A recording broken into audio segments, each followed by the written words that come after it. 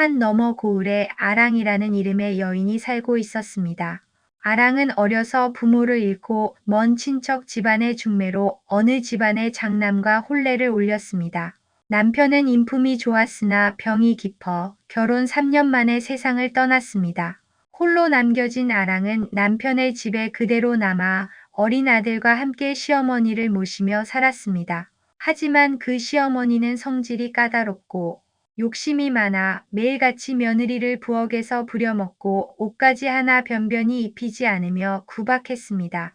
인연이 아무리 나한테 잘해줘도 꼴도 보기 싫구나. 인연이 내 아들을 잡아먹었지. 사람들은 모두 아랑을 불쌍히 여겼지만 아랑은 시어머니께 절대 대들지 않았고 시어머니를 극진히 모시며 살았습니다. 어느 날 아랑은 평소처럼 동네 바깥냇가로 물을 길러 나갔습니다. 그날따라 하늘은 잔잔하고 바람도 고요하여 모든 것이 평화롭게 느껴졌습니다. 그러나 물동이를 이고 돌아오던 중 아랑은 돌다리를 건너다가 발을 헛디뎌 미끄러지고 말았습니다. 그대로 냇물에 빠진 아랑은 허우적거리며 정신을 잃을 뻔하였으나 그때 어디선가 한 노파가 나타나 아랑을 물에서 건져냈습니다. 노파는 마치 오랜 세월을 건너온 사람처럼 주름이 깊고 눈빛이 맑았으며 아랑의 손을 따뜻하게 꼭 잡고 말했습니다. 이 어린 것, 복이 참으로 크구나. 내가 빠진 이 냇물은 단순한 물길이 아니란다. 이 물길에는 세 갈래의 운명이 흐르고 있으며 어떤 이는 이곳에서 새로운 삶을 얻고 어떤 이는 삶의 마지막을 맞이한단다. 놀란 아랑은 떨리는 손으로 물을 훔치며 노파를 바라보았습니다. 노파는 천천히 입을 열며 세 가지 말을 전했습니다. 첫째, 참아도 되는 일은 참되이 참아라. 참음은 약함이 아니라 더 큰 복을 이끄는 문이다. 둘째, 갚을 수 없는 원망은 하늘에 올려라. 너의 마음을 짓누르는 한은 하늘이 대신 들어줄 것이다. 셋째, 행복하고 싶거든 먼저 행복을 나누어라. 나눔은 결국 너를 향한 복으로 되돌아오니라. 아랑은 그 말을 마음 깊이 새기며 고개를 숙였습니다. 그러나 고개를 들었을 때에는 노파는 이미 연기처럼 사라지고 없었습니다. 그날 밤 아랑은 꿈속에서 다시 노파를 만났습니다. 꿈에서 노파는 밝은 빛에 둘러싸여 있었으며 이번에는 온화한 미소를 지으며 말했습니다. 나는 돌아가신 내 친어머니 뒤를 이어 하늘이 내게 내려준 두 번째 어머니이다. 내 딸아, 내가 겪는 고난은 결코 헛된 것이 아니며 이 세 가지 말은 앞으로 내 삶의 이정표가 될 것이다. 그 말을 끝으로 노파는 빛 속으로 사라졌습니다. 아랑은 꿈에서 깨어나 두 눈에 눈물이 고였고 그 순간부터 마음속에 변화가 찾아왔습니다. 자신의 고단한 삶에도 언젠가는 따뜻한 봄이 올 것이라는 희망이 솟아오르기 시작한 것이었습니다. 그날부터 아랑은 노파 곧 두 번째 어머니의 조언을 가슴 깊이 품고 살기 시작했습니다. 매일 아침 눈을 뜰 때마다 참되이 참아라. 원망은 하늘에 올려라. 행복을 먼저 나눠라. 세 가지 말씀이 마음속에 울려 퍼졌습니다. 시어머니는 여전히 사납고 괴팍한 말투로 아랑을 부렸습니다. 밥은 했느냐? 물은 왜 이리 덜 길었느냐? 그게 설거지냐? 다시 해라. 욕을 섞은 말이 쏟아졌지만 아랑은 한마디 대꾸하지 않았습니다. 시어머니가 등을 떠밀며 지게를 지라고 하면 묵묵히 집신을 신고 산으로 향했습니다. 나무를 하는 동안에도 아랑은 눈을 감고 하늘을 떠올리며 마음을 다스렸습니다. 이 또한 지나가리라. 집에 돌아오면 밥상조차 차려지지 않았습니다. 시어머니는 일부러 쌀을 숨기거나 먹을 것을 혼자만 챙기기 일쑤였습니다. 아랑은 그런 가운데서도 아이를 먼저 먹였고 쌀 한 알도 아껴가며 조심스럽게 죽을 썼습니다. 아이가 엄마는 왜 안 먹어? 라고 물으면 아랑은 부드럽게 웃으며 엄마는 이미 많이 먹었단다. 라고 대답했습니다. 마을에 잔치가 있을 때면 시어머니는 일부러 아랑과 아이를 빠뜨리고 혼자만 곱게 단장에 나갔습니다. 잔칫날이면 집이 쓸쓸했지만 아랑은 오히려 그 틈을 타 음식을 만들어 마을의 홀몸 노인들에게 나누어 주었습니다. 자신은 먹지 못한 떡 한 조각도 꼭 종지에 담아 찾아가 이거라도 드셔보세요. 하고 공손히 내밀었습니다. 이처럼 아랑은 자신에게 돌아오는 고통과 외면을 하늘에 올리고 오히려 자신보다 더 어려운 이들에게 마음을 나누었습니다. 그러나 운명은 그녀를 한 번 더 시험하려고 했는지 어느 날 더 큰 고난이 찾아왔습니다. 그해 겨울은 유난히 추웠습니다. 들판은 얼어붙고 산에서는 나무도 쉽게 베어지지 않았습니다. 그렇게 혹독한 추위가 이어지던 어느 날 아랑의 아이가 심한 열병에 걸렸습니다. 밤새도록 아이는 뜨거운 몸을 부르르 떨며 의식을 잃었다 깼다를 반복했습니다. 이 아이를 의원에게 보여야겠습니다. 아랑은 떨리는 목소리로 말했습니다. 하지만 시어머니는 찬물만 내밀며 차갑게 말했습니다. 병은 운명이다. 내 아이 하나 보려고 돈을 쓴다면 그건 내 욕심일 뿐이다. 눈이 펑펑 쏟아지던 그날 밤 아랑은 아이를 이불에 싸서 등에 업고 산을 내려갔습니다. 의원이 있는 마을까지는 눈 덮인 언덕길을 2시간은 걸어야 했습니다. 그녀의 발은 이미 감각을 잃고 있었고 바람은 옷 속으로 파고들었습니다. 그러나 아이의 숨결이 약해질 때마다 아랑은 이를 악물고 걸음을 내디뎠습니다. 마침내 의원에게 도착했지만 의원은 고개를 저었습니다. 약이 없습니다. 제가 더 이상 손 쓸 수가 없습니다. 절망하는 아랑이 아이를 업고 집에 돌아가는 길, 한 노인이 조용히 다가왔습니다. 그는 아랑이 전에 쌀죽을 나누어 주었던 외롭게 사는 노인이었습니다. 노인은 손에 꼭 쥔 보자기를 내밀었습니다. 이건 내가 오래 모은 약초요. 하루 꼬박 잘 다여서 하루 3번 아이에게 먹이면 나을 거요. 아랑은 몇 번이나 감사 인사를 하며 서둘러 집으로 돌아와 아이에게 약을 다려 먹였습니다. 아이는 사흘밤을 넘긴 끝에 기적처럼 열이 내렸습니다. 오랜만에 맞는 평화로운 아침, 아랑은 마당에 조용히 물을 뿌리고 있었습니다. 봄이 오려는 기척이 느껴지던 날씨였고 그날따라 아랑은 유난히 평온한 얼굴로 정원을 돌보았습니다.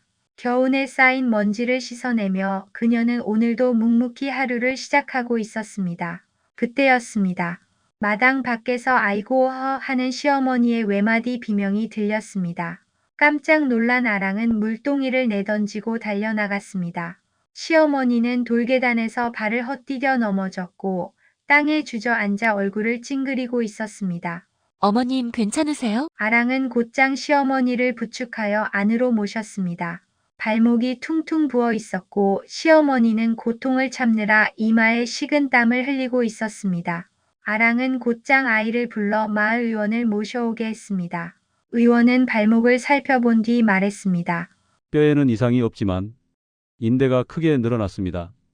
다행히 며느님께서 바로 처치를 하셨습니다. 다만 정성이 필요합니다.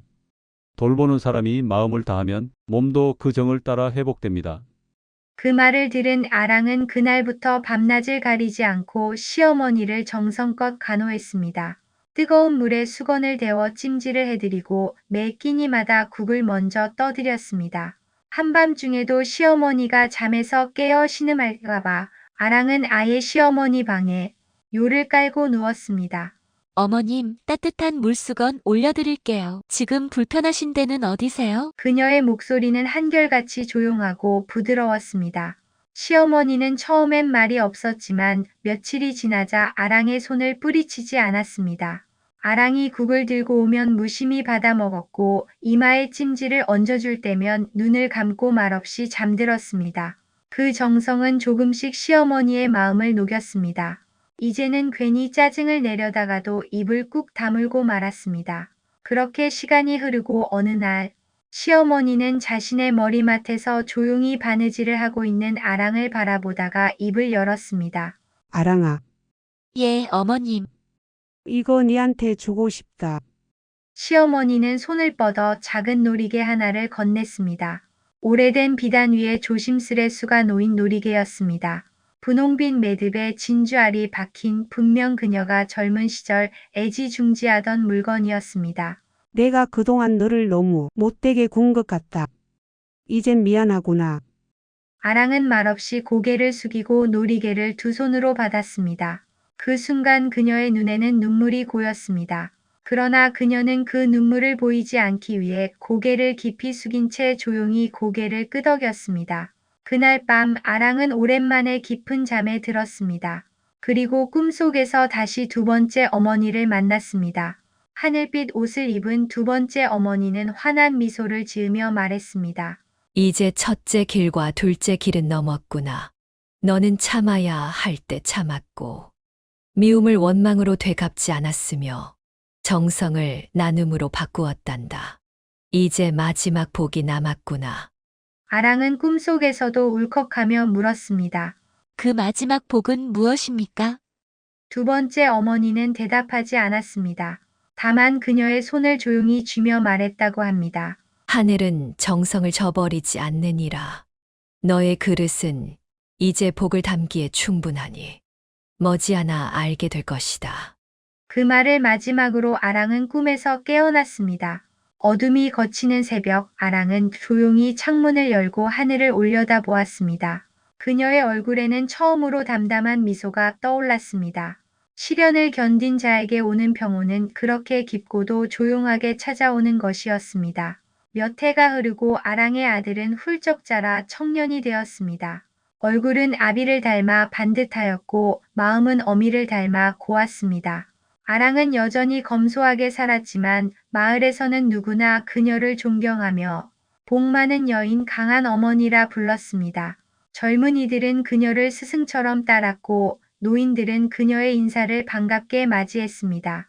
그러던 어느 해 여름 하늘은 단 한 방울의 비도 내리지 않았습니다. 들판은 타들어갔고 노는 갈라졌으며 우물 속 물마저 말라가기 시작했습니다. 백성들은 하루하루를 버티며 양식이 떨어진 집부터 굶어가기 시작했습니다. 아랑의 집 또한 사정이 다르지 않았습니다. 쌀독에는 쌀 한 대 남짓만이 남아 있었고 장독대는 이미 텅 비어 있었습니다. 그러나 그녀는 깊은 밤 쌀독 앞에 무릎을 꿇고 오래 생각했습니다. 이 마지막 한 대로 우리 식구만 살 것인가 아니면 누군가의 목숨을 살릴 것인가. 그녀는 망설임 없이 그 쌀을 꺼내 죽을 쑤었습니다. 그리고 그 죽을 6그릇으로 나누어 마을의 노인들에게 가져다 주었습니다. 많지는 않지만 따뜻할 때 드십시오. 배고프신 밤엔 마음이 더 춥습니다. 그날 저녁 아랑의 아들은 조심스럽게 물었습니다. 어머니, 이제 우리는 뭘 먹고 삽니까? 아랑은 미소 지으며 대답했습니다. 배고픈 마음은 나눌수록 가벼워진단다. 그날 밤 깊은 어둠이 내려앉은 시간, 아랑은 이상한 소리에 잠에서 깼습니다. 쪼르륵 쪼로록 무언가 물이 흐르는 듯한 소리였습니다. 이상하게 여긴 아랑은 등을 덮고 밖으로 나갔습니다. 달빛이 은은하게 비추는 마당 끝, 오래된 감나무 아래에서 희미한 빛이 새어나오고 있었습니다. 아랑은 조심스레 다가갔습니다. 땅이 미세하게 떨리고 있었고 감나무 뿌리 부근의 흙이 스스로 벌어지듯 갈라지기 시작했습니다. 순간 번개처럼 강한 빛이 땅 속에서 튀어나오더니 감나무 밑이 깊이 꺼졌고 그 안에서 오래된 항아리 하나가 솟구치듯 드러났습니다. 항아리 뚜껑을 열자 그 안에는 눈부신 금화, 옥장식 보석이 가득 들어 있었습니다. 아랑은 숨을 삼켰습니다.